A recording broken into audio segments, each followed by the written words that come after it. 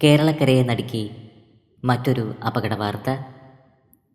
മൂവാറ്റുപുഴയിൽ 3 വാഹനങ്ങൾ കൂട്ടിയിടിച്ചുണ്ടായ അപകടത്തിൽ ഒരാൾ മരിച്ചു, 9 പേർക്ക് പരിക്കുണ്ട്. ഏഴുമുട്ടം സ്വദേശിനി വിജയകുമാരിയാണ് മരിച്ചത്. തൊടുപുഴ ഭാഗത്തേക്ക് പോവുകയായിരുന്ന ഒരു കാർ നിയന്ത്രണം വിട്ട് വിജയകുമാരി സഞ്ചരിച്ചിരുന്ന കാറിലും മറ്റൊരു വാഹനത്തിലും ഇടിക്കുകയായിരുന്നു. ഏഴുമുട്ടം സ്വദേശിനി വിജയകുമാരിക്ക് ജീവൻ നഷ്ടമായി. 9 പേർ പരിക്കുകളോടെ ചികിത്സയിലാണ്.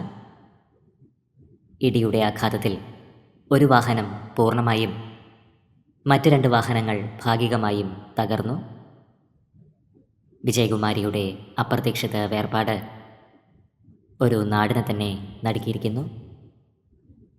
പ്രണാമം അർപ്പിച്ച് നിരവധി പേരാണ് ഇപ്പോൾ സോഷ്യൽ മീഡിയയിൽ എത്തുന്നത്. ആദരാഞ്ജലികൾ.